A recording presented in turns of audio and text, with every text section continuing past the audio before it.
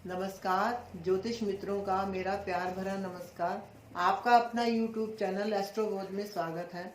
मित्रों, आज हम आपको एक बहुत ही बड़ी इम्पोर्टेंट भाव के बारे में बताते हैं, वो है शिक्षा का भाव। उस शिक्षा के लिए सभी पेरेंट्स चिंतित रहते हैं।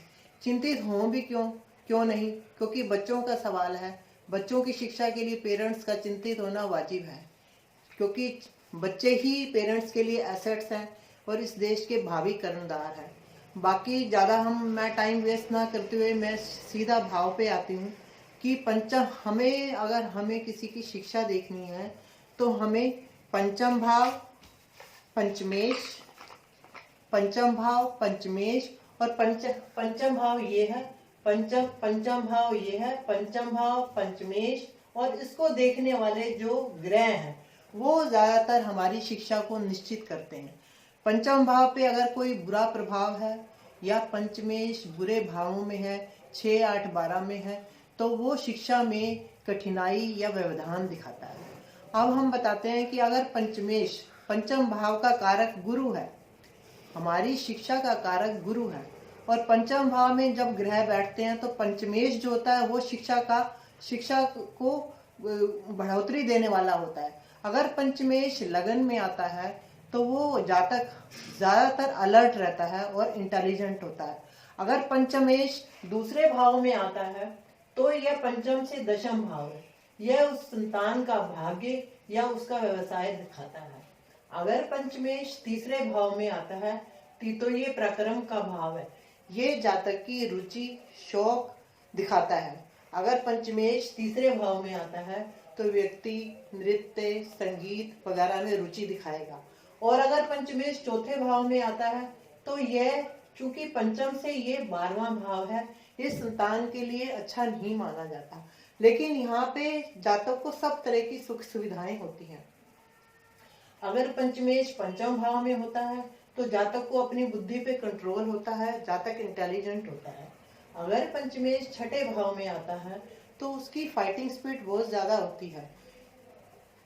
ऑड्स जीवन में ऑड्स के बावजूद वो अपनी लाइफ की सारी प्रॉब्लम सॉल्व कर देता है, उसके अंदर कंपटीशन की भावना होती है। और अगर यही पंचमेश का अष्टम भाव से संबंध होता है या 12वें भाव से संबंध होता है तो जातक अपने घर से दूर शिक्षा ग्रहण करता है या वो विदेश में जाता है। अगर पंचमेश 9वें भाव में आता है तो वो धर्म भाव में धर्म साधना का भाव है, और ये पंचमेश यहाँ आता है तो इसका मतलब जातक उच्च शिक्षा ग्रहण करेगा। और अगर पंचमेश दशम भाव में आता है तो जातक ने जो शिक्षा ग्रहण करी है उससे रिलेटेड ही वो व्यवसाय करेगा। अगर पंचमेश द्वादश भाव में आता है तो वो घर से दूर जाएगा। अब हम पंचम भाव पर ही फोकस करते हैं, क्योंकि पंचम भाव में अगर बुध है या राहु है तो वो या मंगल है या शनि है या मंगल शनि के नक्षत्र हैं तो जातक टेक्निकल एजुकेशन की तरफ जाएगा। अगर यहाँ पे शुक्र है या चंद्र है या बुध है तो जातक की संगीत में रुचि होगी, जातक इंटीरियर डिजाइनिंग का शौक होगा, जातक में क्रिएटिविटी होगी। और यही अगर जातक यहाँ पे बृहस्पति है तो वो फाइनेंस में जा सकता है, वो मैनेजमेंट में जा सकता है। और अगर यहाँ पे शुक्र शनि बुध और गुरु हों और साथ में मंगल भी हों तो वो कानून की पढ़ाई कर सकता है। इस प्रकार हमने आपको 12 भावों के फल बताए। अब मैं ये कहना चाहूंगी कि शिक्षा में दशाओं का भी बहुत बड़ा योगदान रहता है, क्योंकि अगर शिक्षा में बच्चे के जन्म पे अगर उसकी दशा अच्छी मिल जाती है, ग्रह अच्छे बैठे होते हैं तो उसको जो है ना शिक्षा उसकी अच्छी रहती है। और शिक्षा के साथ कर हमें गोचर भी देखना होता है। गोचर का क्या होता है कि उस दिन के जो ट्रांजिशन होती है, प्लैनेट्स की जो ट्रांजिशन होती है, उस टाइम स्पेस में कौन से ग्रह गोचर कर रहे होते हैं उसका प्रभाव जातक के ऊपर बहुत पड़ता है। अब हम इसी बात को जो मैंने आपको ये सारा बताया है, मैं अल्बर्ट आइंस्टीन की कुंडली से आपको इसको सबको प्रूव करके दिखाऊंगी।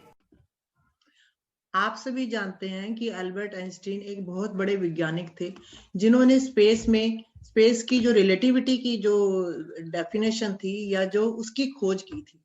अब हम ये बताते हैं, मैं उनकी कुंडली से आपको ये शो करना चाहती हूँ कि बचपन में जब तक वो 12 साल के थे तब तब तक, और जब तक वो 17 साल के थे तो उनकी शिक्षा अच्छी नहीं हुई। उसका रीजन मैं ये बताती हूँ कि दूसरा भाव जो है वो हमारी प्रारंभिक शिक्षा का भाव कहा जाता है। दूसरा भाव हमारी प्रारंभिक शिक्षा का मतलब बेबी सिटिंग। इसमें उसको कुटुंब से जो भी संस्कार मिलते हैं, कुटुंब से जो शिक्षा मिलती है, जो माँ से जो शिक्षा मिलती है, वो दूसरा भाव कहलाता है। और उसके बाद होता है चौथा भाव। चौथे भाव में ये होता है कि बच्चे की जो 10वीं तक की शिक्षा होती है उसमें चौथा भाव और चौथे भाव के कारक आते हैं। उसके बाद आता है पांचवा भाव। पांचवा भाव जो 10वीं के बाद अर्थात बैचलर्स की जो शिक्षा होती है वो पांचवें भाव से देखी जाती है। और उसके बाद आता है हमारा नवम भाव।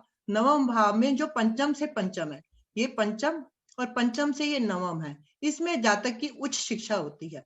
अब हम यही बताना चाहते हैं कि जो एल्बर्ट आइंस्टाइन थी, उनकी बचपन को जो उनकी शिक्षा अच्छी नहीं हुई, उसका रीजन ये था कि दूसरे भाव में केतु है। केतु जब दूसरे भाव में होता है तो बच्चा जो है ना अपने जो अपने भावों को एक्सप्रेस नहीं कर सकता।